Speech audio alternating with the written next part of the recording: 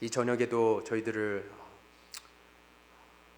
예배드리는 자리로 발걸음을 인도하여 주시고 우리에게 그러한 믿음을 주시고 그렇게 시간을 그리고 우리의 삶을 프라이어타이즈해서 우선순위를 하나님께 예배 보는 데 두고 하나님의 말씀 듣는 데 하나님 두게 해주시니 하나님 그러한 믿음 주심에 감사드립니다. 하나님 이 시간에 주님의 말씀을 전할 때 하나님 사람의 말로 듣지 않게 하시고 제 입에서 나오는 말씀에 하나님 성령의 감동이 있게 하셔서 말씀을 통하여 은혜 받는 귀한 시간 되고 그것을 통하여 결단이 있고 삶이 변화되는 우리 모두가 될 수 있도록 도와주시옵소서. 예수님의 이름으로 감사드리며 간절히 기도드립니다. 아멘. 아멘. 할렐루야. 네, 아멘. 감사합니다. 오랜만에 앞에 서게 됩니다. 오늘 말씀 꿈보다 더 중요한 것이라는 제목으로 하나님의 말씀 나누도록 하겠습니다. 여러분, 제가 성경에서 예수님 다음으로 가장 좋아하고 존경하는 인물이 누군지 아십니까? 여보세요? 예, 너무 obvious한가요? 오늘 본문이랑 너무 제 이름도 또 조셉이지 않습니까? 또 요새 이제 은서가 얘기를 막 해요. 그래서 저희가 얘기하는 거 그냥 다 듣는 대로 그냥 다 얘기를 합니다. 그래서 가끔은 저한테 이제 조셉이라고 그냥 데디 조셉 그냥 이렇게 얘기하기도 하는데 그렇습니다. 제가 성경에서 정말로 좋아하고 존경하는 인물은 바로 요셉입니다. 제 롤 모델이기도 하고 이 창세기에 나오는 이 요셉을 제가 너무나 좋아하고 존경해서 미국에 왔을 때 영어 이름을 지을 때 조셉으로 짓고 그것이 이제 제 이름이 되었습니다. 청소년 시기에 처음 왔을 때 미국에 요셉과 같은 꿈을 꾸면서 이 타지에서 혼자 와서 이제 부모님 다 가족들 친구들 다 떨어지고 공부했던 시기에 그 요셉의 이 삶 수천 년이 지났지만 그의 삶 그리고 그의 스토리는 제게 큰 도전과 용기를 주었었습니다. 요셉하면 생각나는 것은 꿈입니다. 꿈, dream. 그래서 젊은이들, 특히 어린이, 청소년, 청년 이런 집회들이나 그런 학생들 대상으로 하는 그러한 세미나나 이러한 것들을 할 때 요셉과 같은 그러한 하나님의 비전을 꿈꾸고 열심히 달려갈 것을 이야기할 때 항상 이 요셉 이야기가 자주 등장하곤 합니다. 저 또한 그러한 꿈을 꾸고 열심히 공부하고 준비하면서 10대와 20대를 보냈었습니다. 제가 고등학교 때 감명 있게 읽었던 책 중에 이러한 제목의 책이 있었습니다. 10대의 꿈을 꾸고 20대에 준비하여 30대의 영향력을 바라는 인생이 되라. 제목만 들어도 아주 막 은혜가 막 넘치는 그러한 종류의 책이었습니다. 아주 젊은이들에게 특별히 도전이 되는 그러한 책이었는데 그런 것을 통해서 제가 많이 요셉의 삶, 요셉의 이야기를 통해서 은혜를 받곤 했습니다. 꿈을 꾸고 열심히 공부하고 열심히 준비하고 열심히 노력하고 열심히 일해서 하나님이 도와주셔서 그렇게 리더가 되고 그렇게 글로벌 리더가 되고 영향력을 미치는 그러한 사람이 되고 그렇게 커라 이런 식의 말씀을 요셉의 이야기를 통해서 자주 이렇게 듣곤 했습니다. 그런데 오늘은 조금 포커스를 제가 좀 다르게 두고자 합니다. 그러한 말씀도 때에 따라서 우리가 들을 필요가 있고 또 특별히 우리 젊은 자녀들과 또 2세들에게는 그러한 말씀이 도전이 되기도 하겠지만 오늘의 말씀의 그 초점은 조금 다른 데 있다는 것을 먼저 말씀드리면서 설교를 시작하기 원합니다. 요셉이 17살 되던 해 오늘 본문 말씀에 이 청소년 시기 때 아버지 야곱과 많은 그 배다른 형제들과 머물면서 요셉은 꿈을 꾸게 됩니다. 요셉의 그 꿈 이야기를 먼저 하기 전에 요셉의 그 처해 있었던 그 배경을 그 백그라운드를 조금 알 필요가 있습니다. 요셉의 그 자신의 본인의 그 의지와는 전혀 상관없이 매우 역기능적인 디스펑셔널한 그런 패밀리에서 역기능적인 가정에서 태어나고 또 그렇게 자랐습니다.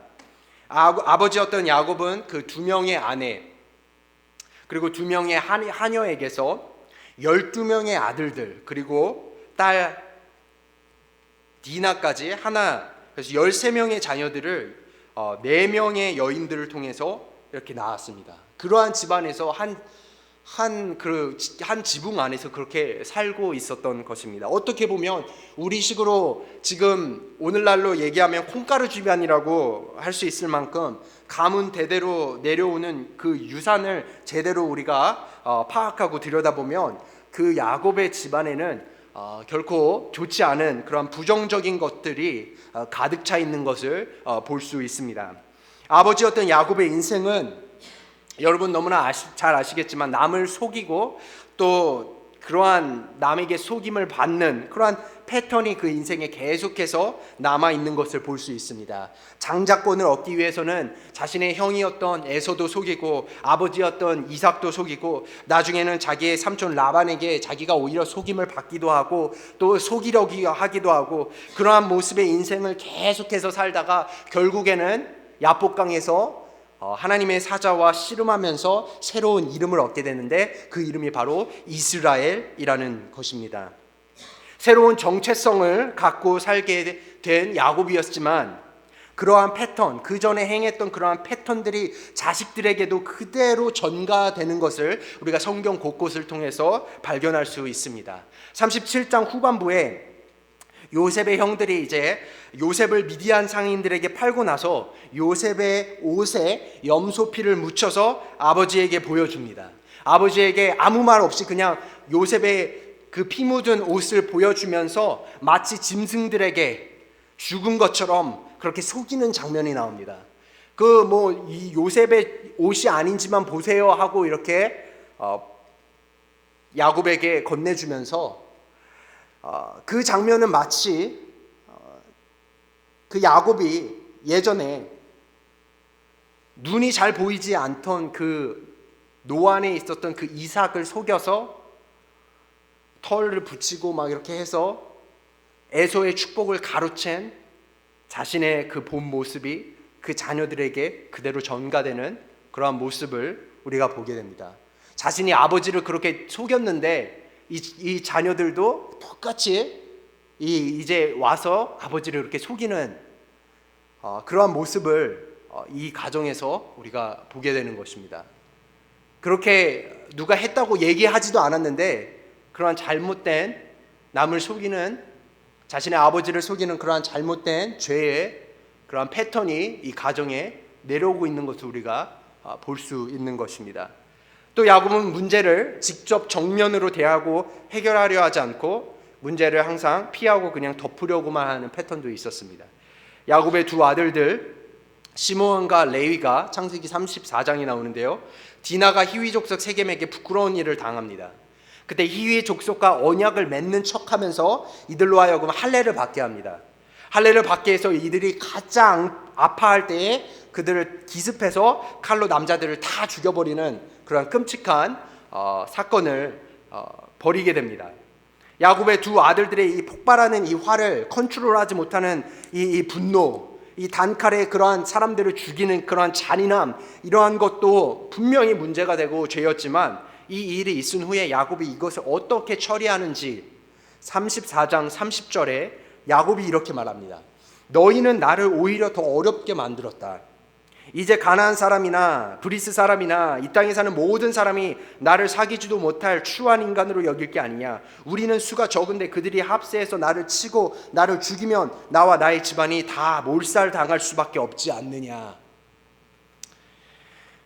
그렇게 한 일이, 시므온과 레위가 그렇게 한 일이 왜 잘못됐는지, 어떻게 하나님의 명령에 위배가 되는지, 그 상황에서 너희들이 어떻게 대처를 했어야 하는지, 이러한 거에 대해서는 전혀 얘기하지 않고 뭐라고 합니까? 자기가 안전하지 못하게 되었다는 겁니다. 자기의 가문이, 자신의 가정이 이제 더 어려워질 것만을 지금 걱정하고 그러한 수동적인 패턴을 야곱이 보여주고 있습니다.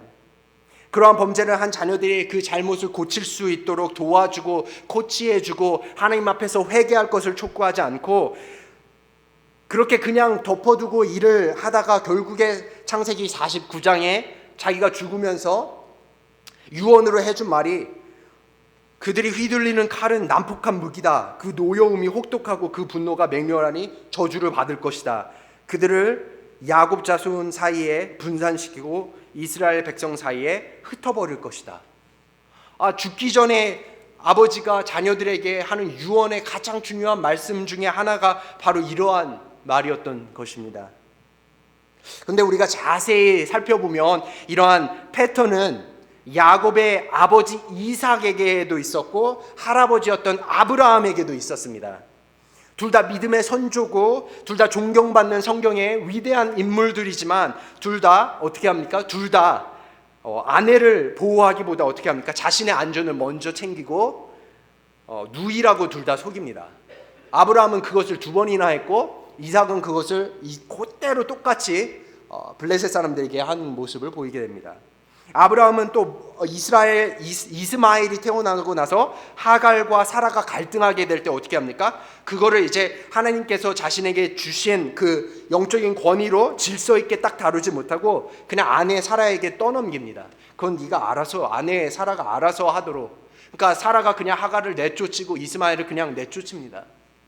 이러면 이삭도 또 마찬가지입니다. 에서를 어떻게 합니까? 에서과 야곱이 둘 다 쌍둥이로 태어나지 않습니까? 근데 에서를 야곱보다 더 사랑합니다. 더 사랑하고 더 위하고 편애합니다. 이러한 패턴이 몇 세대에 걸쳐서 계속해서 이루어지고 야곱도 본인도 모르게 자신의 아들 요셉을 이렇게 편애하는, 모든 다른 자녀들보다 요셉을 아주 노골적으로 편애하는 이러한 모습을 보이게 됩니다. 그리고 그러한 것들은 이제 가정의 역기능적인 역할을 하게 되는 것을 우리가 볼 수 있습니다. 그래서 요셉은 이러한 역기능적인 가정에서 자랐습니다.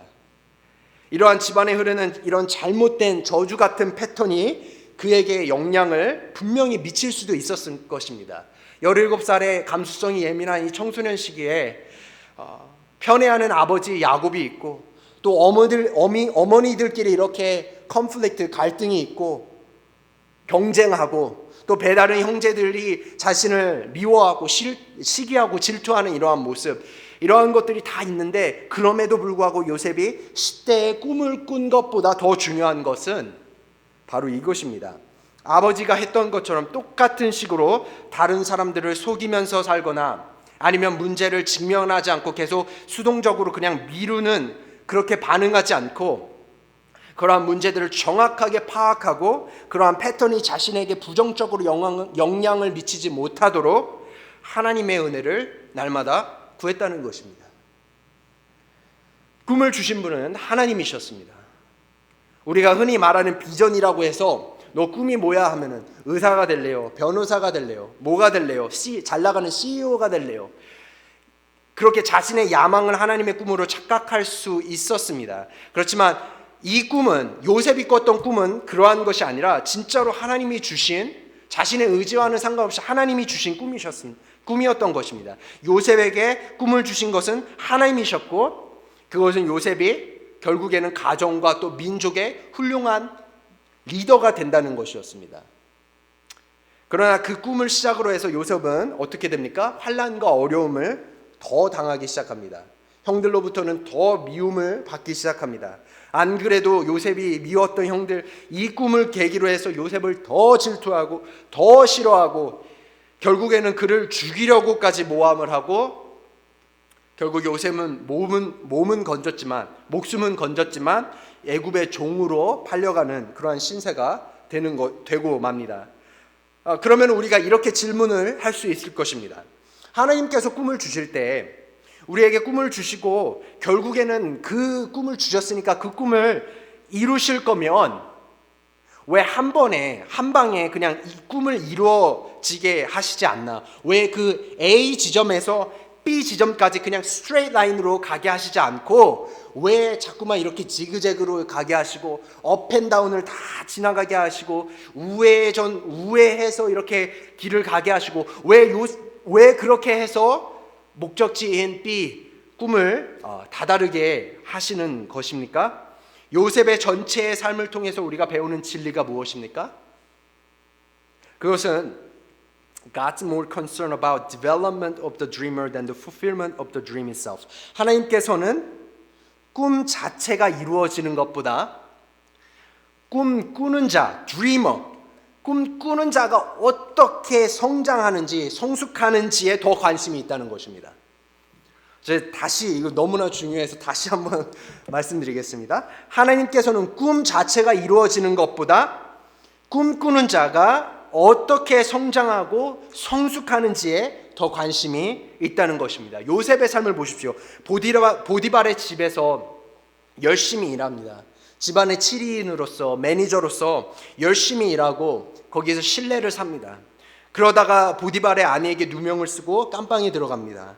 가서 감옥에서 다른 사람들을 보살피고 거기서도 신뢰를 얻고 도움을 줍니다. 그럼에도 불구하고 몇 년간 술 맡은 관원에게 잊혀집니다. 잊혀진 존재로 그냥 하루하루 그냥 감옥에서 살다가 결국에는 그 사람이 요셉을 기억해서 바로 앞에 가서 꿈을 해석하고 하루아침에 이집트의 총리가 되고 난 후에도 또 형들이 자신 앞에 찾아와서 절을 하고 음식을 구할 때도 그는 하나님이 그와 함께 하셨고 그 하나님으로 인해서 그 여러 가지 우여곡절 속에서도 그의 성품이 그의 인격이 너무나도 멋있게 너무나도 아름답게 정말로 아직 예수님이 오시기 전이지만 정말 예수님과 너무나 비슷한 모습으로 예수님을 닮은 모습으로 변화해 가고 있는 것을 우리가 볼 수 있는 것입니다. 남을 속이는 그러한 아버지, 할아버지 그러한 패턴 대신에 요셉은 integrity, 진실성을 선택합니다. 자신을 억울하게 노예로 판 형들에게 나중에 복수할 기회가 있지만 그 대신에 복수 대신에 용서를 택하고 수동적으로 문제를 기피하는 것 대신에 결단력을 갖고 문제를 직면하고 해결해서 이집트뿐만 아니라 많은 나라의 사람들이 기근 중에도 살 수 있도록 도와주고 또 자신이 좋아하는 사람만 편애하는 것 대신에 공평하게 사람들을 대하고 다른 사람을 질투하고 시기하기 전에 자신이 자족하는 법을 배우고 또 어느 순간에서도 하나님을 의지하고 자신에게 주신 권위에게 그게 바로가 됐든 보디발이 됐든 아버지가 됐든 누구에게든지 충성하는 그러한 모습, 이러한 모습이 요셉에게 있어서 하루아침에 생긴 것이 아니라는 것입니다. 여러 가지 인생의 지그재그를 통과하면서 그의 성품과 인격이 더 그리스도를 닮은 사람으로 변화되었다는 것입니다. 어디에 있든지 무슨 임무가 주어지든지 하나님과 동행하면서 신약에 오실 메시아를 너무나도 대표하는 그러한 인물로 하나님은 그를 준비하고 그를 만드시고 계셨던 것입니다. 여러분 삶을 한번 비추어 보시길 바랍니다.